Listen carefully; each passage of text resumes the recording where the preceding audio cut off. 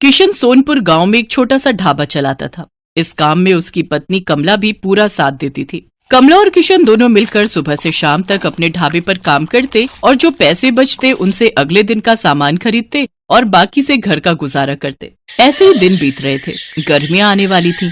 गांव के पास जो और दूसरे बड़े ढाबे और होटल थे, उन सब ने अपने ढाबे और होटल में बढ़िया एयर कंडीशनर लगवा दिए थे ताकि गर्मियों में भी ग्राहकों की भीड़ लगी रहे। इस कारण अब किशन के ढाबे पर ग्राहकों ने आना बंद कर दिया। अब ज्यादातर ग्राहक दूसरे ढाबों में ही जाकर खाना खाने लगे। इस कारण किशन की आमदनी बिल्कुल ना के बराबर हो गई।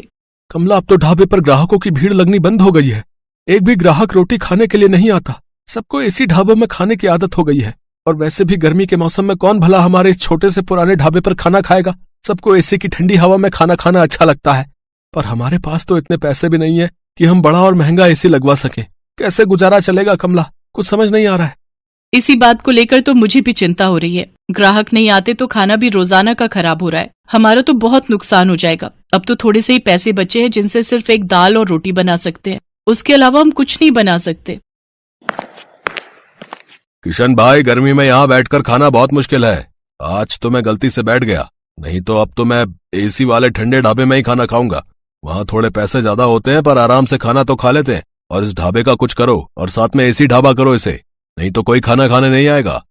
दिन पर दिन किशन और कमला परेशान रहने लगे। अब तो इक्का दुक्का ही ग्राहक उनके ढाबे पर आता। इस कारण किशन ने सिर्फ एक दाल और रोटी बनानी शुरू कर दी, क्योंकि बाकी चीजें अगर वो बनाए तो ग्राहक नहीं आए तो खराब हो जाएंगी और फिर पैसे भी तो चाहिए। इसी कारण वो जैसे तैसे अपना ढाबा थोड़ा बहुत चला रहा था।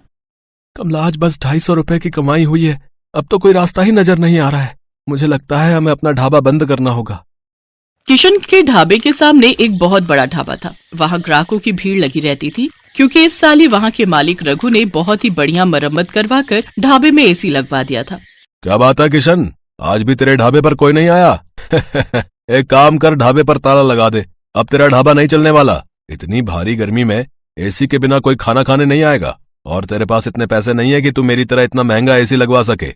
और मैंने एक नहीं 2-2 एसी लगवाए हैं, तब जाकर अच्छी कमाई हुई है।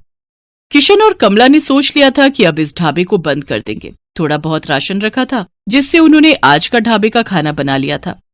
कमला, ये दाल और रोटी जो बनाई है बस आज की बेच लेते हैं, कल से ताला लगा ही देंगे। कोई फायदा दिखाई नहीं दे रहा है। हाँ, मैंने जो दाल बची थी वो बना दी है और थोड़ी बहुत तंदूर की रोटियां भी। उस दिन पूरा दिन कोई भी ग्राहक नहीं आता। दाल और तंदूर की रोटियां ऐसे ही रखी थी। कमला, मुझे लगता है अब कोई नहीं आएगा। रात के 9 बज रहे हैं, हमें घर चलना चाहिए। सामने रघु के ढाबे पर भीड़ लगी हुई है, तो भला यहाँ कौन आएगा। तभी किशन देखता है सामने रघु के ढाबे पर एक बहुत ही जरूरतमंद आदमी अपनी गर्भवती पत्नी के साथ कुछ मदद मांग रहा है। भैया, मेरी मदद करो। मेरी पत्नी की तबीयत बहुत खराब है। हम पर कुछ गुंडों ने हमला कर दिया। हमारी गाड़ी, मोबाइल, पर्स, कैश, जेवर सब लूट कर ले गए। हम शहर जा रहे थे, हमें नहीं पता कि इस रास्ते पर बदमाश हमें लूट लेंगे। ओ भाई, ये कोई खैराती धर्मशाला नहीं है जो तुम्हें मुफ्त में यहाँ रोक लूं। चलो जाओ यहाँ से। पता नहीं कहाँ कहाँ से आ जाते हैं। मुझे क्या पता, कोई चोर उचक्के लुटेरे हो तुम। आजकल किसी का कोई भरोसा नहीं है। ओए छोटू, इन्हें बाहर भेज और ढाबे का शटर गिरा दे। मैं घर जा रहा हूँ। ऐसा ना कहो, मेरी पत्नी की तबीयत सचमुच बहुत खराब है। बस कुछ देर आराम करके हम चले जाएंगे। अरे सुनो तो भैया, भैया सुनो तो। सुनो जी, अब खड़ा नहीं हुआ जा रहा। मुझे बहुत प्यास लगी है, थोड़ा सा कहीं से पानी ले लो। किशन और कमला उस व्यक्ति और उसकी पत्नी को देख रहे थे। किशन दौड़कर उनके पास जाता है। भैया जी, आप चिंता मत करो, आप मेरे साथ मेरे ढाबे पर चलो। आइए बहन जी, आप मेरे साथ आइए। किशन और कमला उस व्यक्ति को और उसकी पत्नी को अपने ढाबे पर ले जाते हैं। साहब, ये दाल और रोटी आप खा लो, यहाँ कोई चिंता वाली बात नहीं है। पता नहीं, हम तो पहली बार इस रास्ते से गुजर रहे थे।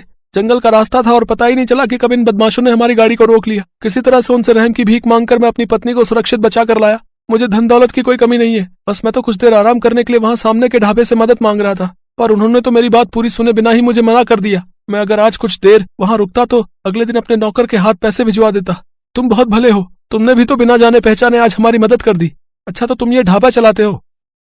साहब, चलाता तो हूँ, पर आज मेरा इस ढाबे पर आखिरी दिन था। मैं इस ढाबे को बंद कर रहा था। शायद आपकी किस्मत में आज मेरे ढाबे की रोटी खाना लिखा था। किशन अपना सारा दुख उस व्यक्ति को बताता है। चिंता मत करो भाई, अब तुम्हें इस ढाबे को बंद नहीं करना पड़ेगा। मेरा नाम वीरेंद्र सिंह है, मैं शहर का जाना माना व्यापारी हूँ। मेरे पास भगवान का दिया सब कुछ है, बस एक औलाद की कमी थी, वो भी भगवान ने हमारी झोली में खुशियां देकर पूरी कर दी। आज मेरी पत्नी की तुमने बहुत मदद की है, अब उसकी तबीयत में भी सुधार है। और हम पति पत्नी सुरक्षित घर पहुंच जाएंगे। इससे बड़ी और क्या बात होगी? सुषमा, अब तुम्हें कैसा लग रहा है? मैं बिल्कुल ठीक हूँ जी। कमला ने मेरी बहुत देखभाल की है। अब मुझे बिल्कुल ठीक लग रहा है। अब मैं सफर कर सकती हूँ। किशन, तुम चिंता मत करो, मैं कुछ दिनों में तुम्हारे पास आता हूँ। तुम्हारे इस ढाबे को एसी ढाबा बनाने की जिम्मेदारी मेरी है। किशन और कमला की खुशी का ठिकाना नहीं था। उन्होंने किसी मजबूर की सहायता की तो भगवान ने उनकी सहायता की। कुछ दिनों बाद जब वीरेंद्र सिंह लौटता है तो उसके हाथ में एक मिठाई का डिब्बा था। उसकी पत्नी के बेटा हुआ था। बेटा होने की खुशी जानकर कमला और किशन भी बहुत खुश होते हैं। वीरेंद्र सिंह अपने खर्चे से किशन और कमला को एक बहुत ही बढ़िया और बड़ा एसी ढाबा बनाकर देता है, जो फुली एयर कंडीशनर था। किशन का ढाबा किसी बड़े 5 स्टार होटल से कम नहीं था। अब तो ग्राहकों की भीड़ उस ढाबे पर आने लगी। ढाबा देखने में बहुत सुंदर था। किशन ने गांव के और भी मजबूर लोगों को अपने ढाबे में नौकरी दी। किशन का ढाबा दिन के साथ साथ रात में भी खुला रहता था, ताकि हाईवे से आने जाने वाले लोगों को किसी भी बात की परेशानी न हो। गरीबों के लिए उस ढाबे पर मुफ्त खाना था। वीरेंद्र सिंह अपनी पत्नी के साथ अक्सर किशन के ढाबे पर आ जाता था। आज किशन के कारण ही वीरेंद्र सिंह का परिवार सकुशल था और वीरेंद्र सिंह ने भी किशन के लिए जो किया वो किसी बड़े उपकार से कम नहीं था। तभी तो कहते हैं कि भगवान अच्छों के साथ हमेशा अच्छा ही करते हैं। इसलिए हमें सदैव मजबूर लोगों की सहायता करनी चाहिए।